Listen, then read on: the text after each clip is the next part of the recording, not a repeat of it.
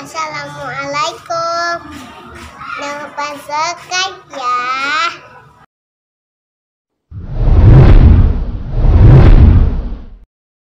Assalamualaikum warahmatullahi wabarakatuh. Bismillahirrahmanirrahim. Alhamdulillahirabbil alamin. Allahumma shalli ala sayyidina Muhammad wa ala ali sayyidina Muhammad. Sahabat-sahabat LKM yang dirahmati Allah Subhanahu wa taala. Alhamdulillah wa syukurillah, kita masih diberi kesehatan oleh Allah Subhanahu wa taala sehingga kita masih bisa mengerjakan aktivitas-aktivitas kita, dan mudah-mudahan apa yang kita kerjakan semuanya mendapatkan bimbingan dan ridho dari Allah Subhanahu wa taala. Amin ya rabbal alamin. Sahabat-sahabat LKM yang dirahmati Allah Subhanahu wa taala, pada kesempatan kali ini kita akan membahas tema tentang mencium tangan seorang ulama. Sebagaimana kita ketahui bahwasanya di negara kita di Indonesia, khususnya di kalangan pesantren, kemudian juga di madrasah-madrasah, di sekolah, ini biasa kita mencium tangan guru-guru kita, kiai-kiai kita, serta orang yang kita anggap mulia karena sebagai bentuk penghormatan kita kepada beliau-beliau. Namun masalah cium tangan seorang ulama ini oleh sebagian kalangan ada yang mengatakan ini suatu yang tidak patut untuk dikerjakan, atau ada yang mengatakan ini ada suatu bid'ah yang tidak boleh untuk dikerjakan. Maka dari itu, untuk membahas tentang hal itu, mari sama-sama kita simak penjelasan dari Imam Nawawi yang tertulis atau yang bisa kita dapatkan dalam kitab Al-Azkar Al-Muntakhabah min Kalami Sayyidil Abror sallallahu alaihi wasallam. Di sini ada sebuah fasal yang menjelaskan tentang hal tersebut. Mari sama-sama kita simak. Bismillahirrahmanirrahim. Faslun idza arada taqbila yadi ghairihi. Di sini penjelasan pasal tentang mencium tangan orang lain. In kana dzalika li zuhdihi wa salahihi aw ilmihi aw syarafihi wa siyanatihi aw nahwi dzalika minal umuri diniyah lam yukrah bal yustahab. Di sini dijelaskan bahwasanya apabila kita mencium tangan orang karena ingkana dzalika li zuhdi, karena kezuhudannya, wa salahi, karena kebaikannya, kesolehannya, kemudian au ilmihi, karena ilmunya, au syarafi, atau karena kemuliaannya, wasianatihi, dan karena mampunya orang tersebut dalam menjaga hal-hal yang diharamkan oleh Allah Subhanahu wa taala. Artinya karena orang ini adalah orang soleh yang bisa menjaga etika, kemudian bisa menjaga ibadah, dan juga bisa menjaga dari hal-hal yang diharamkan oleh Allah Subhanahu wa taala. Au nahwi dzalika minal umurid diniyah, atau karena memang berkaitan dengan hal-hal yang menurut pandangan agama orang ini memang baik, ya, lam yukroh bal yustahab, maka hukumnya lam yukroh, tidak dimakruhkan untuk mencium tangan orang-orang yang kita anggap sebagai orang alim, orang soleh, orang baik, orang yang mulia di hadapan kita dari segi agama. Bal yustahab, akan tetapi justru itu hukumnya adalah disunnahkan. Artinya kalau kita kerjakan, kita akan mendapatkan pahala dari Allah Subhanahu wa taala.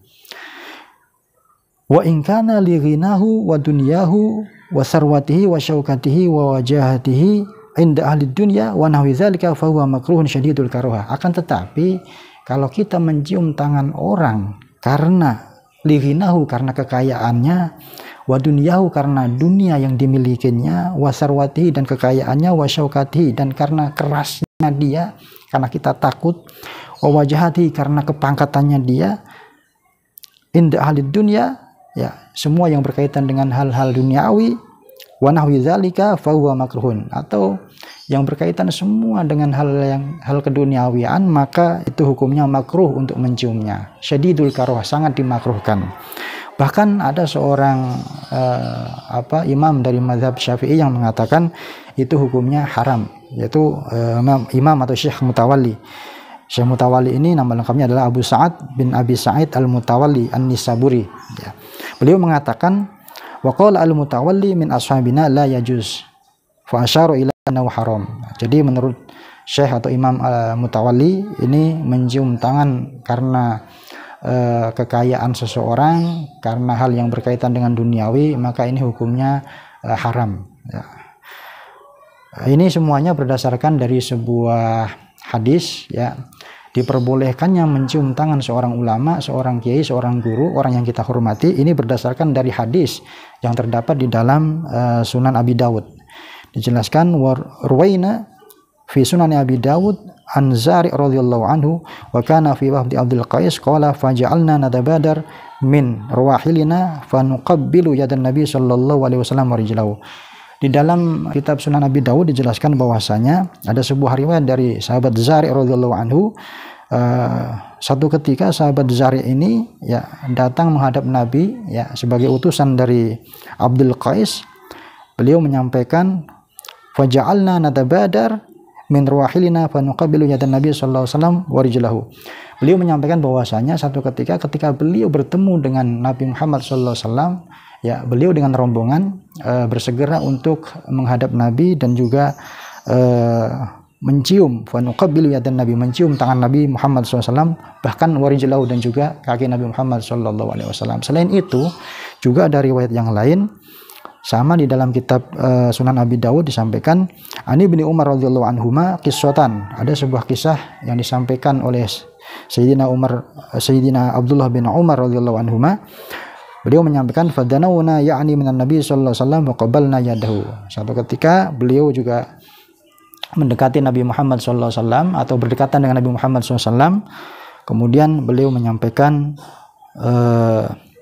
wa qabalna yadahu, kami mencium tangan Nabi Muhammad sallallahu alaihi wasallam. Nah, berdasarkan dari ini semuanya ya, jadi hukum daripada mencium tangan seorang ulama, seorang kiai, seorang guru yang kita anggap sebagai orang yang soleh, orang yang baik, orang yang mulia di hadapan kita karena dari nilai-nilai agama yang kita lihat ya, ini semuanya hukumnya adalah sunnah.